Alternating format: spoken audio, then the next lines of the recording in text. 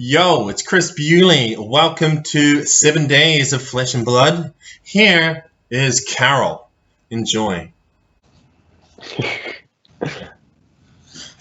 Sorry I'm late. I just got off the phone with Elon. Hello, Karol Ruszkiewicz. How are you doing, my man? Hi, Chris. How are you?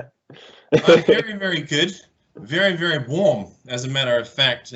Here in the province of Gyeonggi-do, in the city of Goyangsi, in the country of South Korea, it's about 30 degrees Celsius. And as you can see, I'm overdressed. But hey, looks when pretty Elon sunny calls you there. Nice. How's your day? What have you been up to? You're wearing quite the nice ensemble, if I say so myself. Just gotta stay ready for a quick game of Fab here and there. Yeah, but I've just been working today, coming out, brewing some deck lists in my head. That's about it. Speaking of coming out, latest Session Blood episode came out today. Yeah, latest Session Blood episode came out today. Do you want to give us a brief preview or review? Tell us. Yeah, so basically Kieran and I are just looking over at the Crucible of War spoilers, and what we're doing is we're kind of breaking it down to 2 classes per podcast, so that we can, there's just so much to talk about there that what we're going to be doing is for the next 4 days, I think we're going to be spitting out a podcast a day just to give people our thoughts on, we're going to start with Welcome to Wraith classes and then move on to Arcane Rising classes. So yeah, definitely tune in. Very, very cool. I got to 17 minutes of it. I was in the middle of another close friend of mine, the two-time. He sent me a workout routine, so I just ate 5 eggs and decided to do an extremely highly intensive abdominal workout. Another reason why I'm literally sweating beads here. But I heard half of what you guys had to say, and the Aggro Bravo deck sounds very, very intriguing. Yeah, I have high hopes for it, but you know what?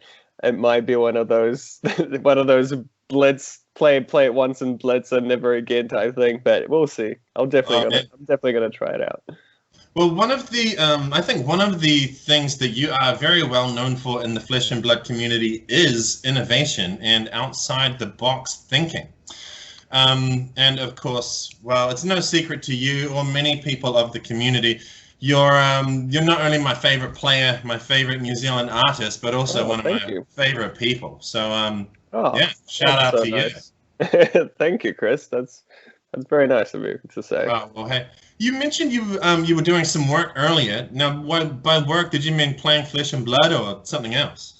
I was actually sending out some paintings, so a bit of an admin day, just staying in touch with clients, sending out parcels. That was basically it. And who knows, to be honest, I'm thinking of doing a little bit, Flesh and Blood inspired collection, from yours truly. Yeah. But I mean, most of my work is very abstract, so it would be more kind of playing around on the colors. But yeah, who knows? Maybe I'll do it at some point.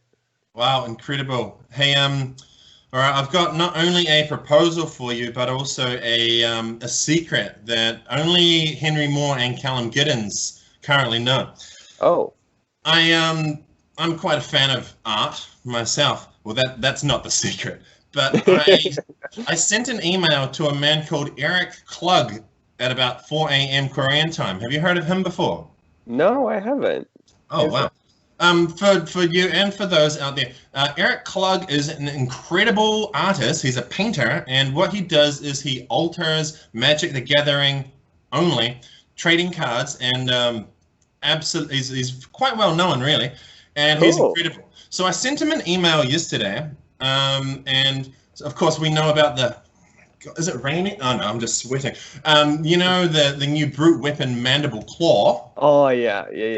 I think I saw that. I think I saw that. Yeah. Idea. Well, I put this request just to the Flesh and Blood Facebook fan group, and I was like, yo, can someone alter this? Because my favorite professional wrestler character is called the Fiend, and his finishing move is the Mandible Claw, which is, of course, from he's been blessed with that move from one of the greatest of all time, Mick Foley.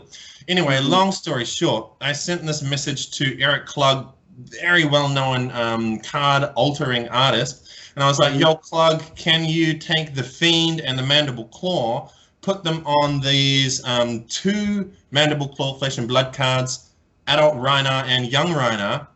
No. I worded it much better than that in the email, and he replied very eloquently, politely, and he said, unfortunately, it's not quite his style, and he does alter Magic the Gathering cards only. So, therefore, probably, can you please alter these cards for me in the future, Karol? You don't have to answer now. You don't have to answer now. Yeah, I'm gonna, I appreciate that you chose me as the artist of choice to do this. You're my second choice. Oh, yeah, well, yeah. Choice number 2. Yeah, I'll sit on it. I'll get back to you. Mainly because I'm not sure if I'm actually able to do this, but yeah, we'll see. Well, hey, I'm a big fan of abstract art too. Enough about me. Let's talk about you. How have your last 7 or 17 or 77 days of Flesh and Blood been? Oh, sorry, another civil alert. It only happens when I'm doing interviews. Don't worry, we're okay. Put your masks on. What's up? It's been good, mainly focusing, on the set to come, but I have been playing quite a lot of Blitz, which is a great format, and I strongly recommend anyone out there who, hasn't tried it yet to really try it, because, I'm a bit of a competitive player, so I'm like, ooh, is this going to be, is it going to be a competitive thing? It's meant for casual play, but it's actually really fun.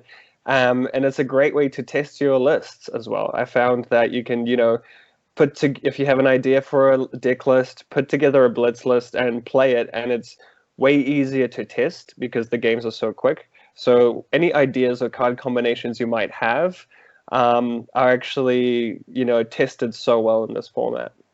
So are you saying you can take a classic constructed idea and get some genuine results from testing that in the Blitz format?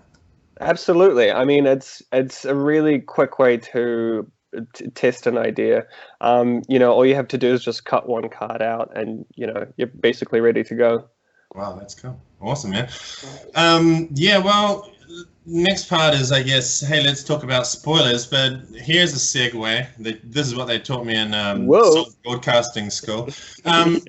As we know, well, we'll get more about this from you soon, but anyway, Data Doll Mark II, that's a new card and a Blitz card. Do you want to talk to us about Blitz and new cards in general? What do you got? To be honest, I'm really stoked that Flesh and Blood are, designing these Blitz specific cards.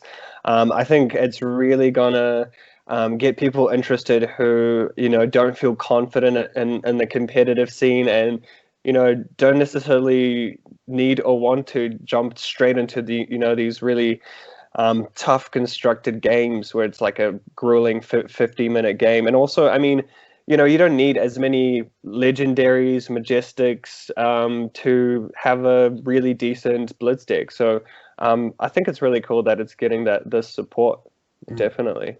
That's cool. Do you have a favorite potential Blitz hero? I really want to try the Kasai, that sword. I can't remember what the full name, but the new warrior hero. Yeah, definitely. It's one in each hand, right? Wow. Yeah, and I'm not a warrior player, but after seeing that and seeing the new warrior cards, I really want to try the class out. That's cool. That's cool. Yeah. What do you think about the merchant?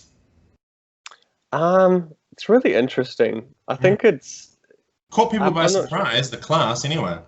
Yeah, absolutely. I still haven't really thought much about it. Because I guess we don't really know what this whole copper, silver, gold thing is going to bring. I mean, at the moment, we just have that one card, right, that draws you 2 cards. And I think, I mean, that's most probably going to be a staple for the merchant class, but I have no idea. Yeah, it's very mysterious. The that card the merchant card. Yeah, very very intriguing thing. Yeah. Nice. Well, I'm glad someone finds my jokes funny. Thanks, Carol. Hey, what about any other spoilers? Of course, you and Karen covered quite a few in at least the first 17 minutes of this week's session. Blah, blah, blah, blah. But what else stands out to you? I feel Runeblade is getting a massive injection of power. I mean, Runeblade's getting a fable all to itself, which is amazing. That's interesting, Yeah. Specific, hero-specific fable. Oh, is it a hero-specific? Yeah, Viscerai specialization. Oh, damn. Yeah. That's some deep Viscerai flavor for you there. But yeah, I think there's going to be a massive shift after Crucible in terms of what classes are considered good or considered bad. I think we're going to see a massive rise in Viscerai deck lists out there. These cards are really good. Starting from the Majestic Chest like that, I think that's probably the strongest card. A lot of people are saying that, yeah. Yeah, why is it perceived as so strong? Just the effect can create insane turns. I mean, reducing the cost, you can reduce a Sloggism to 0. Basically, imagine just sacrificing it, putting a Sloggism into play for free, then putting, I don't know, like a 9th Blade and, with 4 rune chance for 1 resource, stuff like that. It's just, I feel like it can give you basically, with 2 cards, you can deal, I don't know, like 15 plus damage. It's insane. Yeah. But it's not like it's just sort of we're doing nothing and then you go off. Viscerai is putting pressure on from 2 angles the whole game.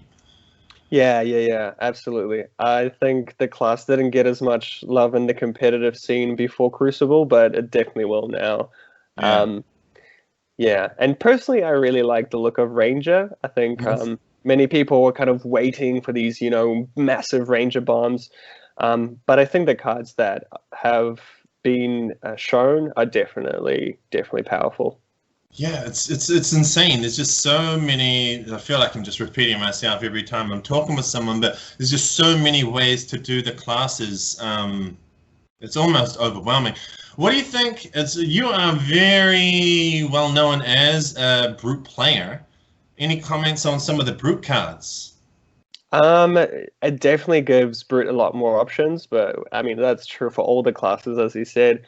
I really like the claws because I think I found brute to be actually quite a grindy deck. A lot of the time you're just blocking and then swinging with the club for 4. And now I think we're going to see brute do some really cool things with like setting up a massive turn. Blood Rush Bellow, imagine playing one of those, drawing another one, playing another one, discarding another card. 2 intimidates, your claws are dealing 7 damage each, and then if you even a pack hunt will do another 10. That's 24 damage in 1 turn. And it's not even that hard to set up, And now, like, it's not only sort of getting triggers from the text on the like, you pay a cost for a card and you get that ability. Now you're getting triggers from the cards that you discard.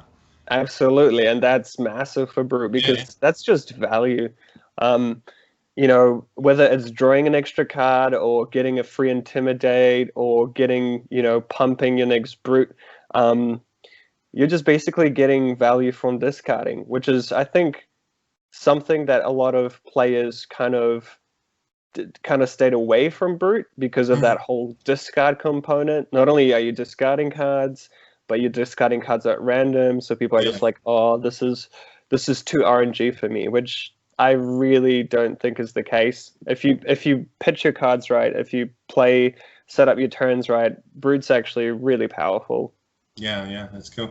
Kind of reminds me, I'm so good at just talking about other games on this channel. But there's this card game from a little indie company called Blizzard, and I've played it since beta, and I've never ever hit the top rank, which is called Legend, until last month, and I was playing an aggressive deck that you got rewarded for your discards. So Oh, okay. I like that idea. Maybe Mhm. biased. Hey, I like that idea. It's cool. Yeah, absolutely. Um, I think, yeah, people are definitely going to play more brute with these like more powerful cards. I think it's just going to be easier to construct a deck that actually works and that you're not like, what do I do? Yeah, How do I not lose by discarding my hand and attacking for 6 type thing? So yeah, it's going to get a lot more value, I think. that's cool. Any other comments about the spoilers before we move on? Um, to be honest, I'm just excited to see how it affects the game. You know, at the start of before Crucible, I just thought that it would be like a nice little add-on. A Yeah, nice little add-on to the the format. Maybe this deck is going to get a few cards that make it a little bit better, but this just completely wipes the slate clean pretty mm, much. And the amount of powerful cards and the amount of options is just staggering. that's cool. That's cool. Yeah. Hey, this is not, part of the interview. As always, I throw in a question that's not part of the pre-approved list. Just came into my head right now. Any comments on the announcement of the unlimited printings of Arcane, Rising, and Welcome to Wrath? Alpha has sold out, Yeah, and unlimited is coming. Rainbow foils for everyone. What do you think? I love it because I'm a I'm a player and I play for the game. Mm. Um, so for people like me, for example, part of the reason why I didn't initially play Brute was because I was, I thought to myself, hey, I'm not spending, $200, $300 on Tunic. I'm just Yeah. going to play Guardian, and I opened my first 6 packs. I opened Tectonic Plating, and I'm like, sweet, I'm a Bravo player.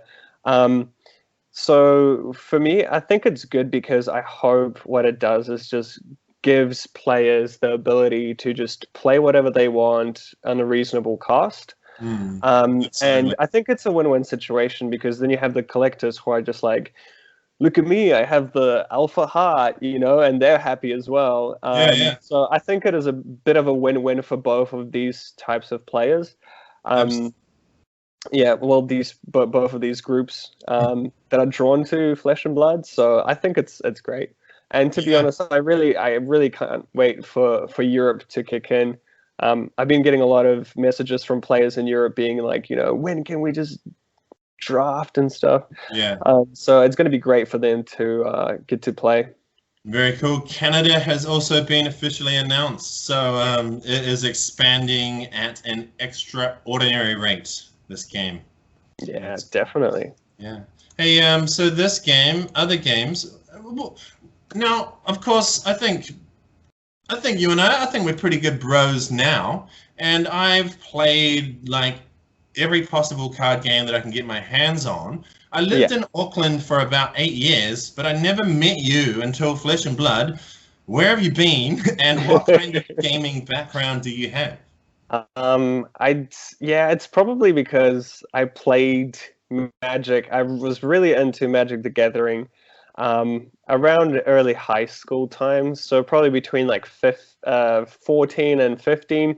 That's when I was going, to regionals. I was going to Pro Tour qualifiers, and I was just really passionate about the game. And then, after that, I don't know, started drinking too much or something, Oh, I've got no idea. partying it up. Can't relate. Um, yeah, but I think I kind of, over time, I kind of lost interest in Magic, and it's only been quite kind of like a casual thing for me where I actually, a few of my mates, every few months, we have what we call the Pukenui Pro Oh, Tour. I've heard great things about the Pukenui Pro Tour. it's actually, you know, it's Things I one of my can't say on the screen. yeah, one of my favorite parts of the year. So, what we do is, you know, every 3 months when there's a new Magic the Gathering set released, we'd hire like a nice scenic batch, and you know, in a beautiful part of New Zealand. Go there for like a long weekend You're and making just me homesick. and we just play Magic the Gathering. We just do draft after draft after draft. I think you're gonna say something else. um, yeah. But yeah, so basically, I think if anything, that's been the most intense. You know, it sounds like a very casual thing to do. You know, 8 friends just playing, so doing some drafts on a batch somewhere in New Zealand. You got me again. But but the thing is we're all very competitive. So those 3 days are actually intense. You know, You just said it was in a batch. yeah. Now it's outside in tents. No. Intense. All right. There's always at least one. Yeah. There's got to be one. There's got to be one. But yeah, so we've done it 12 times now. So there's been 12 Pukenui Pro Tours. That's almost more than the real number of Pro Tours. Yeah, but just to show you, like, you know, I play every time I play to win, and I've only managed to win once. You know, if anything, that's probably my greatest trading card game achievement, to be honest with. But 8th place at the PPT. Yeah, luckily never came 8th. You know, you know, when you make top 4, it's an achievement. But yeah, that's basically been my kind of basically I don't really play much tournaments in any other card game. It's only the Pukenui Pro Tour, and I feel like that's what prepped me for Flesh and Blood. You know, definitely. Oh, that's awesome. And I think there really is something to be said about whatever this type of hybrid environment is, of the comfort and familiarity of knowing, you know, the boys, you're out at the batch, and you know these people really well. Yeah. So you're really relaxed and comfortable, but at the same time, like you said, you're playing to win. And I think it's that kind of no pressure, but at the same time, high stakes dichotomy that probably has really made you the player that you are today. That's cool. Yeah, it's you know, we get insanely competitive, and it's actually any punch ups over the years. No punch ups. There have been some close calls, you know. We wish we could just call a judge from Wizards. But yeah, no. If you've never done like 3 competitive drafts in one day, it's a marathon, you know, and you're doing this for 3 days straight. It definitely adds up.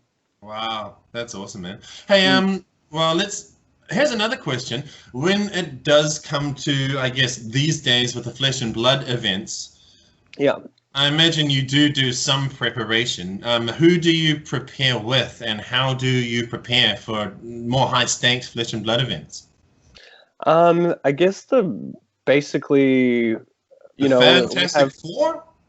We have a fan. Yeah, I mean, I definitely practice with Kieran, Rohan, and Tom.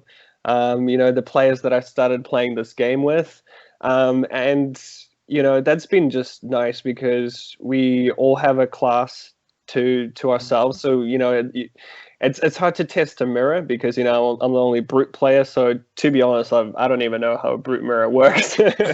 But it's just good to have these players who are, you know, at the top of their game, and you can bounce ideas off each other, because I guess because we're so close, we like to give each other tips. It's not that we're, you know, it's not, oh, I'm going to play not as well, I'll let you win, and in the tournament I'll smash you, you know. So I guess there's that element of trust there. Just touching on that, that's also what I heard until recently. Tom Penny showed up in an event with a fucking biting blade in his deck, and he didn't tell any of you guys. What's going on there? Yeah, hey, you have to have a little bit of spice, you know. I don't know. I feel like I know what you mean, though. I mean, there's always a little bit. There's always a little bit you need to hide for those matchups. Yeah. It's not like we're completely open books. You've got to have some secrets. Yeah. I mean, it's part of the fun, I guess. Awesome.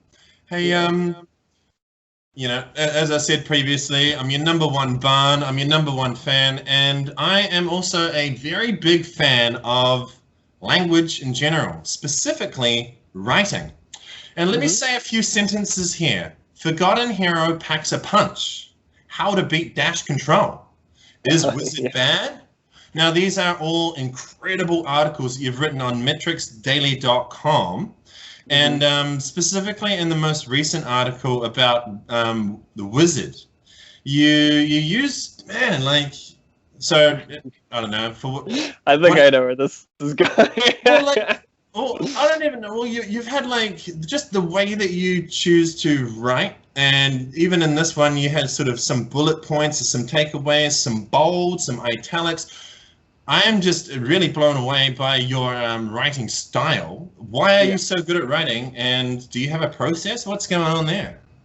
I wouldn't say I'm good at writing. I just, I guess what I like to do is really distill kind of what I'm trying to say, I'm trying to be as concise as possible. Absolutely, you are. Get to the point as possible.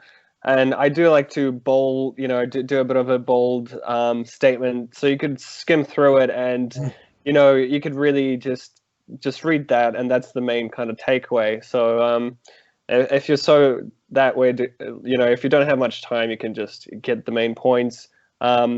And also, it just really stresses that point because, that's basically how I write. But also, I do like to get, you've actually, your interview with James White was featured in that article because you had some great nuggets of gold, and it was just such a great reference to have. It's like when you're writing. Oh, James said it, not me. Yeah, but hey, you made the interview happen. You got that information out of his. He owes me a few favors. Yeah. Yeah. So it's just it's one of these things. Like people are just like, oh, why can't I play Kano? Why is it not as good as other classes? And it's like, maybe it's because you're trying to like instant burn them at the end of their turn without a setup for your own turn.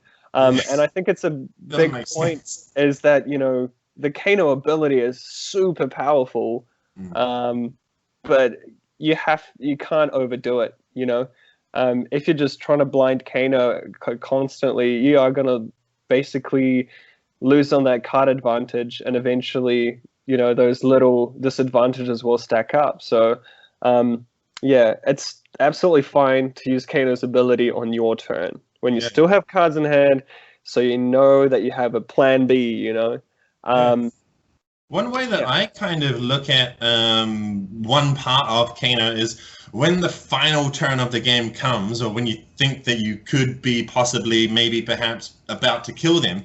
Of course, if you are the Kano player in your main phase, you can do a thing. And then, oh shit, I'm on 2 life, they attack you. Then you basically have 2 turns at the end of the game, and that is one of the times that I see a large relevance of the instant ability. Absolutely, and I feel like that could be an explanation why Kano starts on 30 life. Yeah, because you get having an extra turn. Yeah, having an extra turn at the end. And you can, to be honest, you can do a lot more than 10 damage with that hero. So, yeah, I mean, I'm still learning the hero. It's a really complex class, extremely complex, but extremely powerful. So yeah, I sometimes I just get my ass whooped playing on trying to test some ideas with Kano, and then I go back to my trusty brute, just because I know what I'm doing with Kano a lot of the time. You're trying to set up a big play, and then you're trying to memorize all these cards at the bottom of your deck, and there's just all these like little bits and pieces that can go wrong. And sometimes with that list, it's like with that class, just one mistake just makes everything fall over. Absolutely. But in saying that, I think we're going to see a lot more Kano players after this as well, just because I think it'll just be easier with more options for cards, and cards that are easier to play. You know, you have so many. You even have an action that you can play on your opponent's turn. You know, so I think it will smooth out the class a bit. Yeah, no. Here's a real quick question. So James and Sasha and a lot of other very onto it players / designers have said in certain ways, oh yeah, Kano's, well, absolutely nuts. Do you think that they were meaning with those first 2 sets it was nuts, or with the 3 moving forward? Now it's clearly nuts.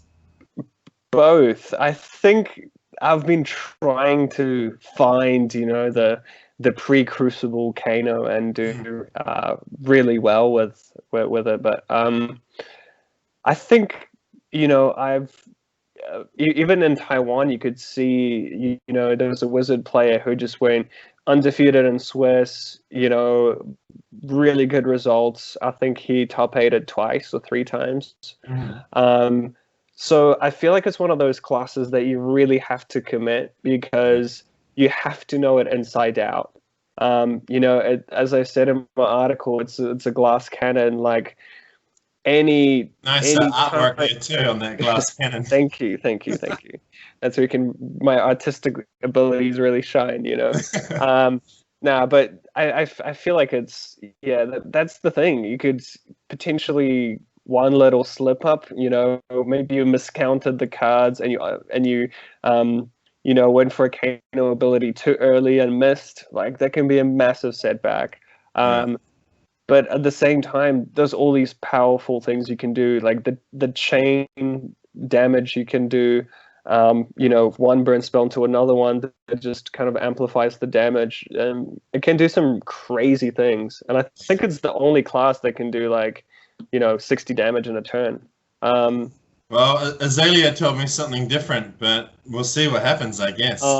Yeah, I guess there is that Azalea list. Yeah. Awesome. Yeah. Hey, where do you see Flesh and Blood, the new classic, in 5 years' time? How do you fit in? Standard question here at 7 days.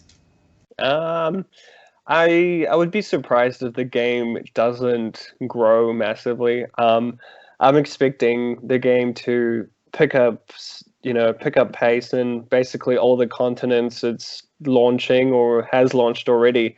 Antarctica? Yeah. There's going to be Flesh and Blood players. Which it is launching in, sorry. Yeah. Yeah. Hey, maybe in 5 years' time there will be some players. True. You know, technology is growing at a rapid pace. Yeah. I'm expecting massive tournaments, and that's one thing that I actually was gonna say is, you know, to any Legendary Story Studios, you know, employees out there who are watching, I think they should look at Dota 2 for how to organize tournaments, because, you know, imagine this: every time you buy a booster pack, 50 cents or $1 goes towards the total prize pool for the, you know, Worlds events, and that is exactly what that game did. They basically is that how they got so much prize money? Yeah, and they said, you know, they said to players, hey, a portion of all your spending on this game is going to that top prize pool that you can track on their website. And what that did was players were just like, you know what, I'm just gonna spin, and it just blew up. Yeah, not only did the game blow up, but the prize pools blew up. You know, you had the only tournament, I still believe the only sporting event that has a bigger prize pool than Dota is FIFA, and that's, you know, it's bigger than all other sports. Like electronic and normal, are you saying? Yeah. Wow. Yeah.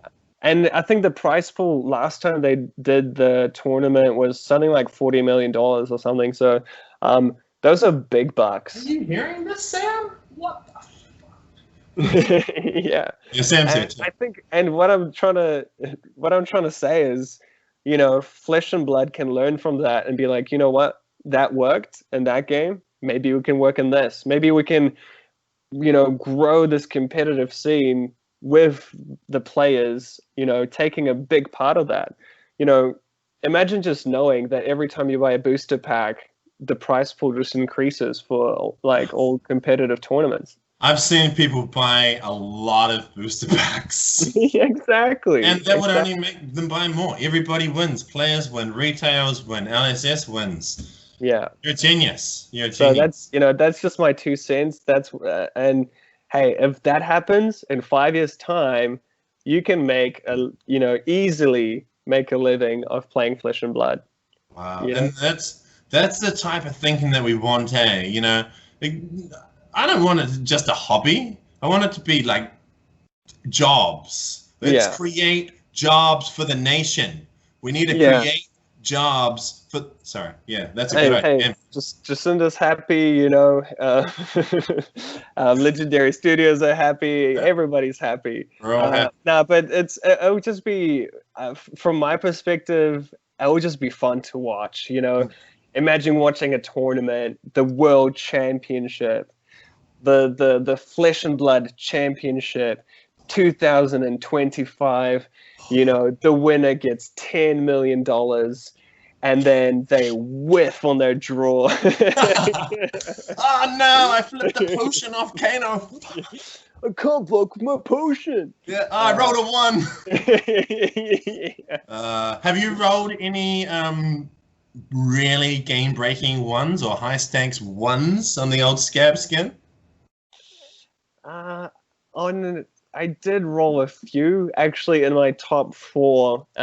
The first Road to Nationals event and Vagabonds, and top 4, I think I rolled 1 or 2 ones versus Jacob, who won in the end. But to be honest, that was just my mistake for going for it. It's like, all right. Oh, maybe you need a new pair of gloves to sort that out for later on. Exactly. Can't wait. Hey, what is your actual favorite hero / class and card? Could be future cards. Well, known future cards.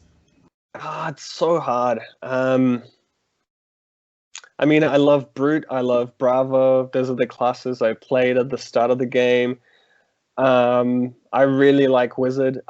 Possibly, I think Wizard could be number 1. So mysterious, eh?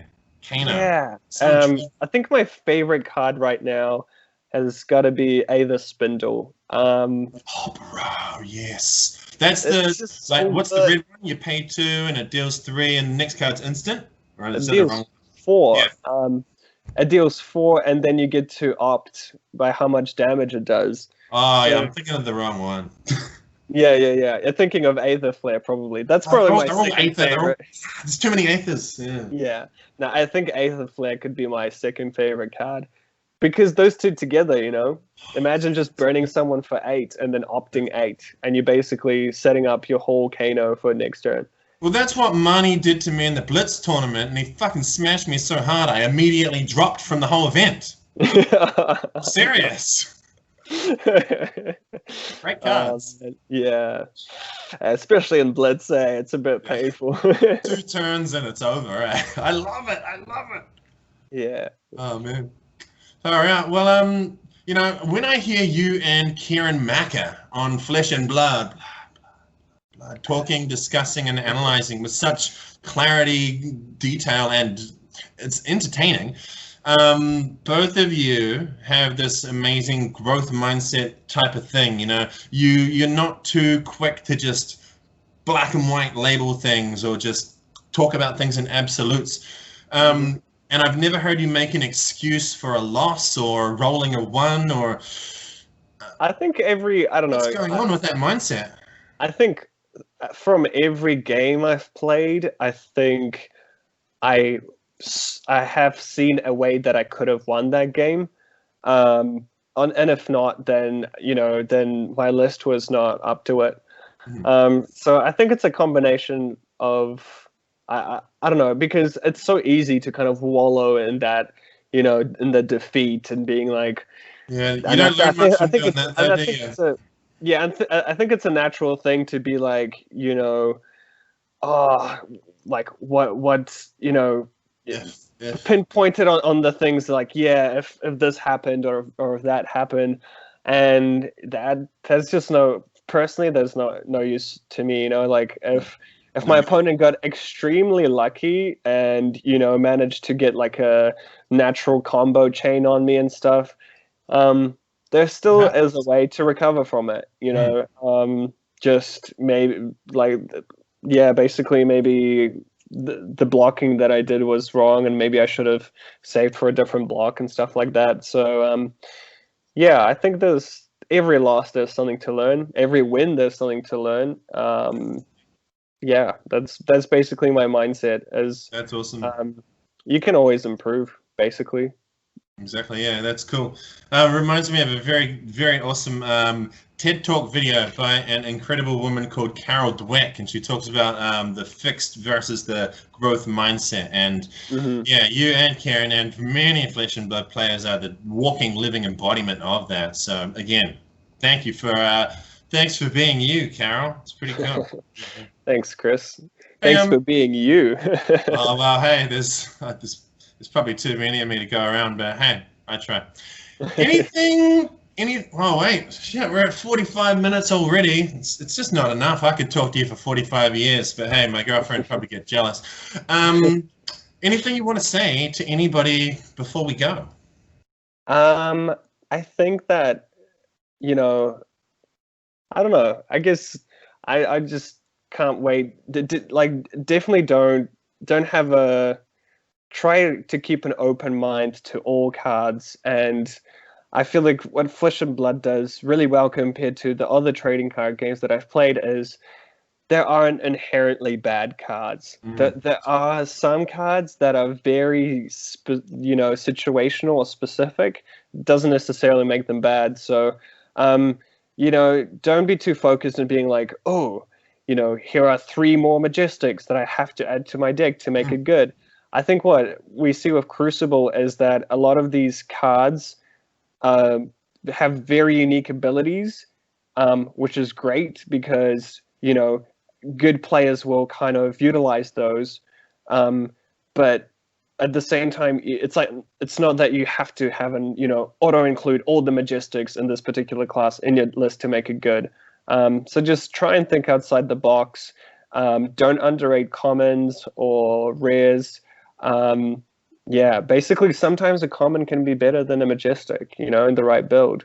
So I think it's just really important that when you're brewing a list, just keep that kind of main goal or that main strategy, in the back of your head, rather than just be like, okay, I'm going to add all these cards because they're rare, or they're Majestic. Yeah, exactly. A red circle does not mean it has to go in your deck. Well, yeah. Unless you're playing like Redline Azalea and yeah, you know what I mean, Majestic. Yeah.